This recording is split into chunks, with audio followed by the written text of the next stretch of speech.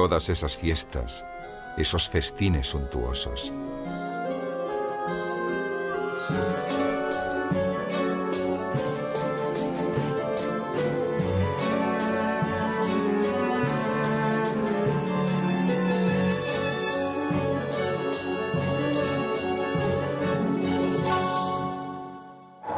Todos esos alardes de fastuosidad a los que Leonardo da Vinci prestó su genio. Por ejemplo, creando un movimiento de relojería, del que entonces descubrieron su potencial para utilizarlo como impresionantes efectos de escena.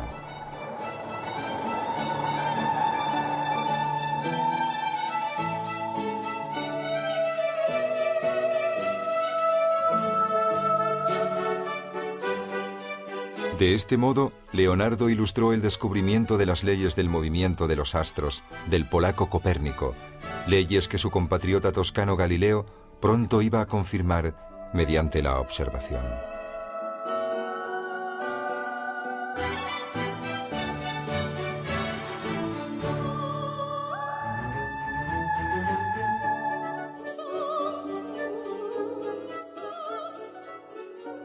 Mira, Lucrecia, la Tierra es redonda y gira alrededor del Sol.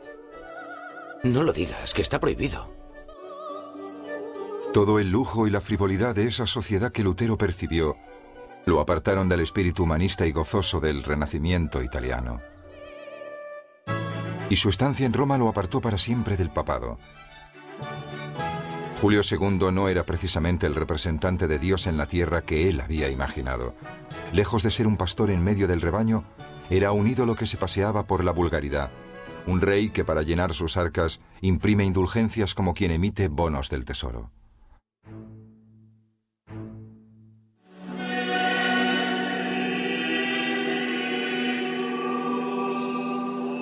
Lutero se quedó atónito al ver un clero con tanta devoción por la pompa, idólatras del esplendor de los vestidos y objetos de culto.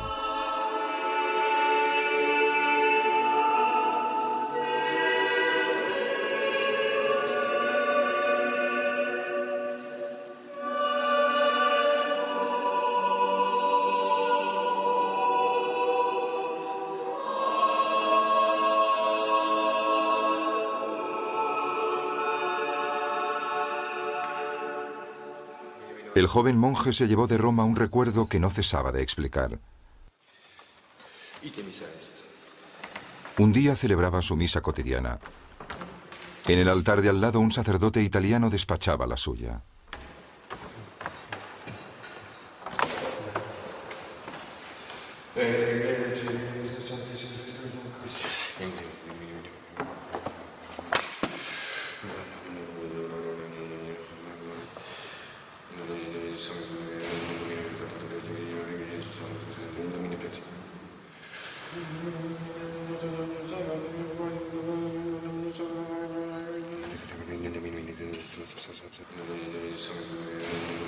Imaginaos qué clase de tonto iba encadenando 5 o 6 misas mientras yo celebraba la mía.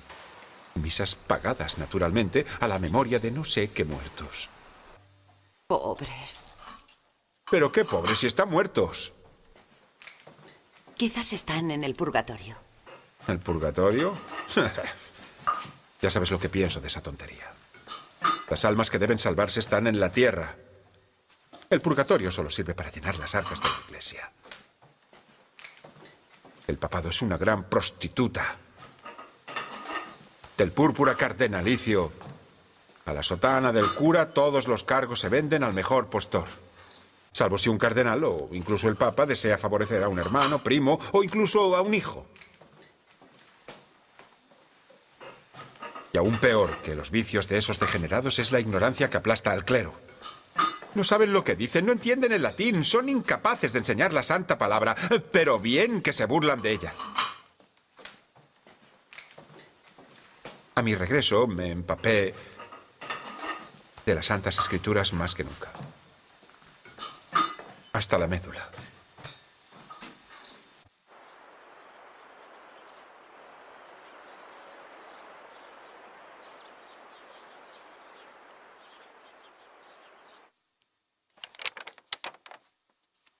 Martín Lutero se convirtió en doctor y profesor de teología. releyendo a San Pablo, finalmente vio la luz que apaciguó su furioso combate interior y que, tal y como él mismo escribió, le abrió las puertas del paraíso.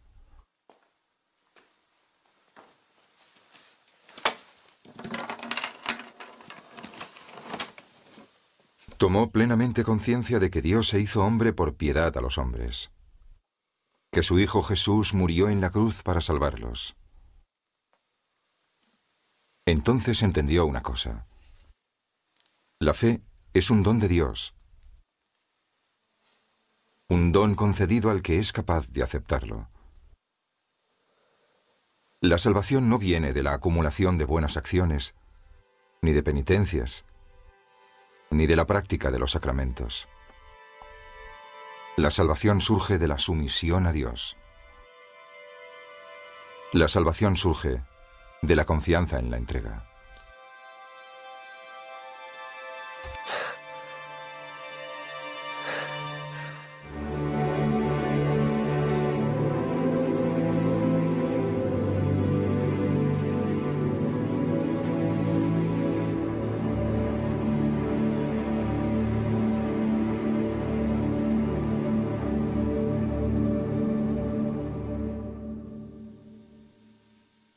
Martín Lutero renuncia a la imposible ascensión hacia la santidad.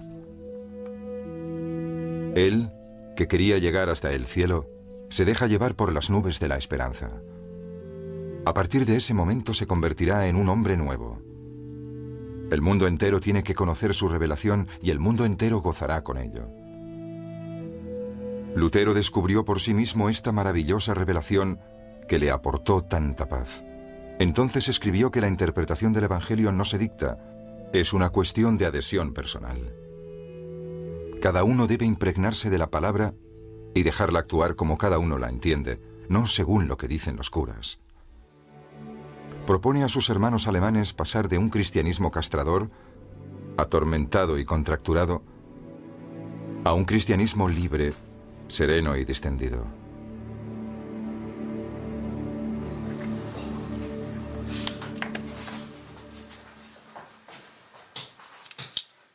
Para propagar sus ideas, Lutero utilizará como nadie un invento reciente, la imprenta, ultimada en 1450 por el alemán Gutenberg. Hasta ese momento, la difusión de información se hacía mediante pregoneros en las plazas públicas o bien en el púlpito de las iglesias. Hasta ese momento, ninguno de los comunes mortales había leído la Biblia. Solo se podía acceder a su contenido a través de los curas. Pero a partir de entonces, la Biblia se imprimió. Quien quisiera podía leerla e interpretarla por él mismo, tal y como Lutero animaba a hacer. Gracias a Lutero, la imprenta empezó de pleno a ser el motor de la reflexión. Con el fin de llegar al mayor número de gente posible, hizo libros con tipografía grande, ligeros y baratos.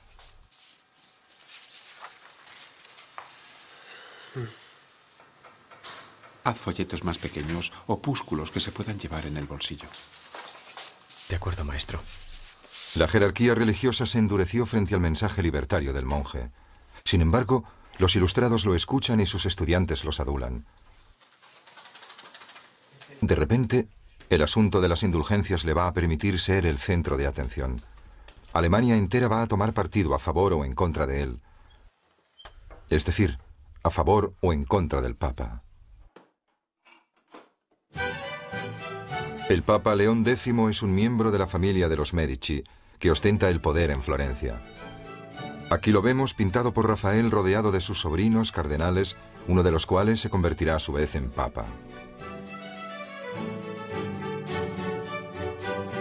León X, representante de Dios en la tierra, dedica su persona no a los fieles, sino al arte. Colecciona obras de arte. Llama al Vaticano a los mejores artistas: Miguel Ángel, Leonardo, Rafael, y remunera su talento como se debe. Sin embargo, su vanidad no se verá satisfecha hasta no tener su propia basílica. El problema era que ya había gastado tanto que sus arcas estaban vacías. Así que para financiar la construcción de San Pedro de Roma, lanza al mercado carretadas de indulgencias. La indulgencia es una absolución de los pecados válida más allá de la muerte. Según la importancia del óvulo, se garantiza una reducción del tiempo que el pecador pasará en el purgatorio. Sin embargo, los certificados de León X prometían el perdón total de los pecados y, por lo tanto, un acceso directo al paraíso. Esta no es una indulgencia cualquiera. Servirá para construir San Pedro de Roma. Remisión de todos los pecados. Sin confesión. Válida también para vuestros parientes del purgatorio. ¿Quién puede ver a su madre en las llamas cuando una moneda puede liberarla? Acercaos, venid. Acercaos, venid. Acercaos, venid.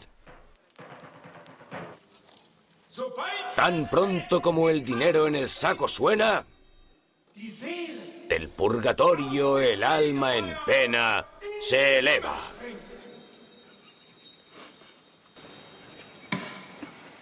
El Vaticano explota preferiblemente los principados alemanes. Sus gobernantes no son tan poderosos para combatir la codicia de los monjes recolectores. No como los soberanos de los grandes reinos unificados como Francia o Inglaterra. Alemania es la principal presa. Cuando el sentimiento religioso se resume en el temor al infierno, la indulgencia resulta una buena compra de un pedazo de paraíso. Las buenas gentes se apresuran a comprar.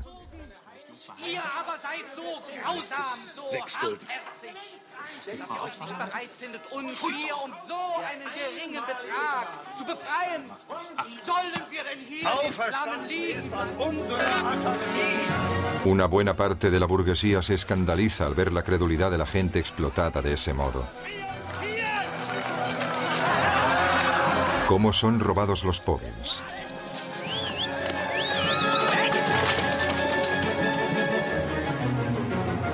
Cómo el extranjero se apropia del dinero de los alemanes.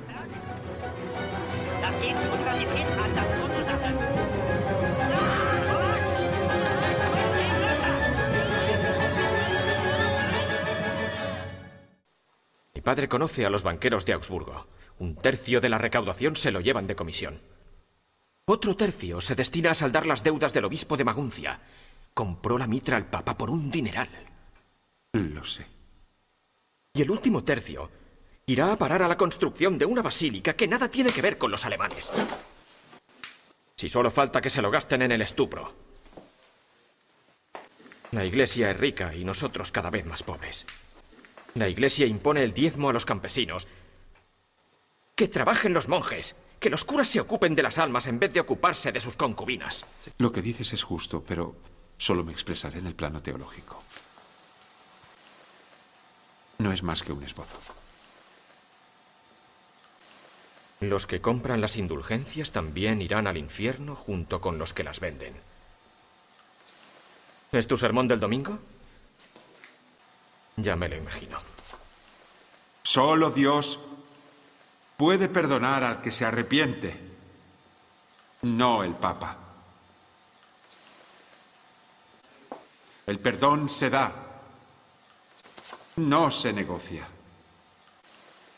La Iglesia tiene por misión predicar la palabra de Dios, no de comerciar con ella. Ya no podemos seguir escuchando a los curas que han fracasado en su misión.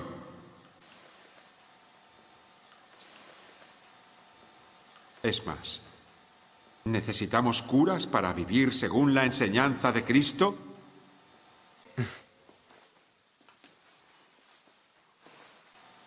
La fe establece una relación directa entre el fiel y Cristo. Dios no necesita intermediarios. No te andas con chiquitas. Para hacer manteca hay que matar al cerdo.